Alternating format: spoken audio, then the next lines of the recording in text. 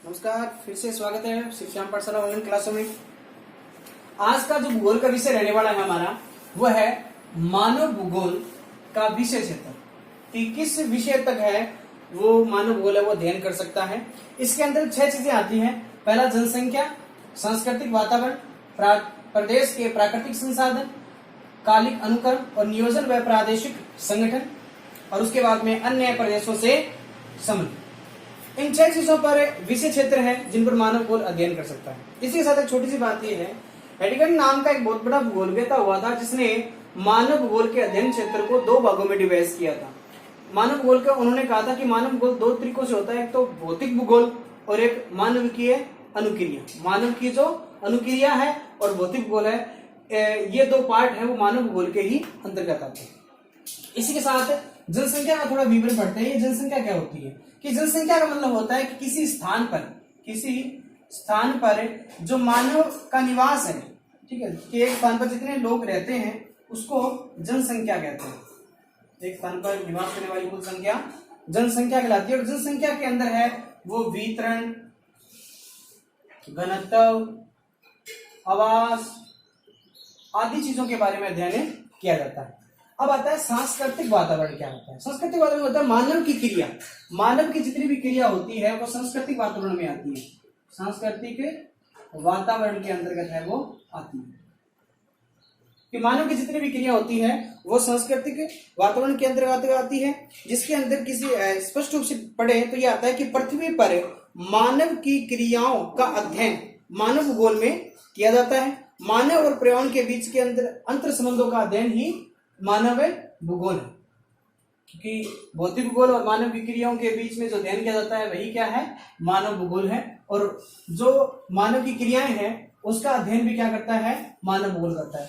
प्रदेश में प्राकृतिक संसाधन, कि किसी स्थान पर जो प्राकृतिक संसाधन पाए जाते हैं, प्राकृतिक संसाधन है वो पाए जाते हैं, उन सभी का अध्ययन भी क्या करता है, मानव भूगोल करता है। मानव भूगोल क्यों करता है? क्योंकि प्राकृतिक संसाधनों का यूज है वो कौन करता है, मानव ही तो करता है। मानव क्या करता है, इन सभी चीजों का उपयोग करता है। एक छोटी सी बात बताना चाहते हैं कि कोयला जो था, कोयला एक प्राकृतिक संसाधन है। जब तक मानव ने इसकी खोज नहीं की थी तब तक ये केवल एक प्राकृतिक था।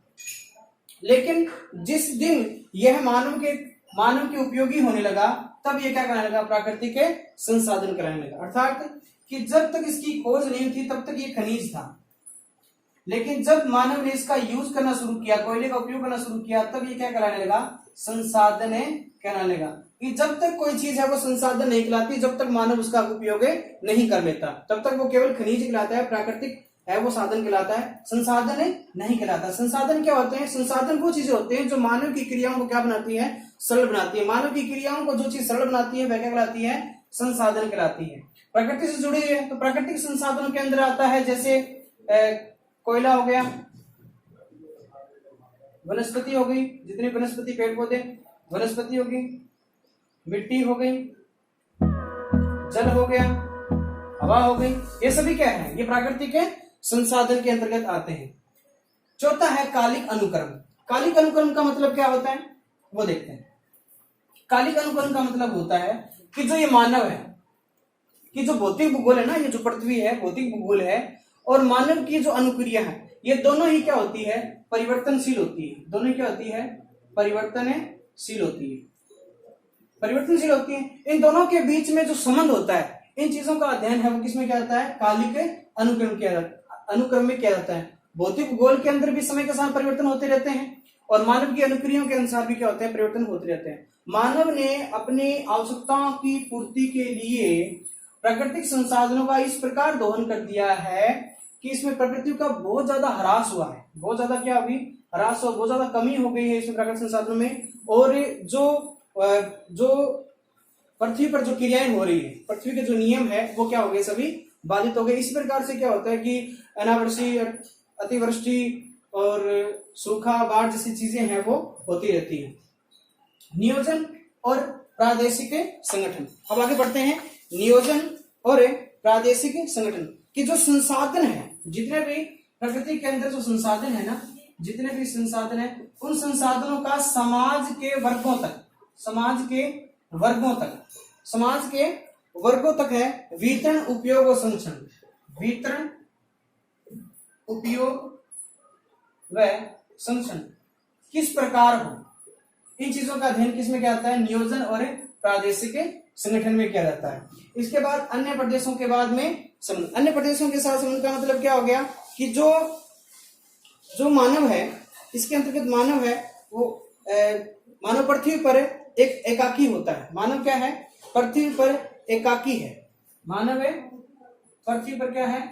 एकाकी जीव है, कि मानव जैसा कोई और दूसरा नहीं है।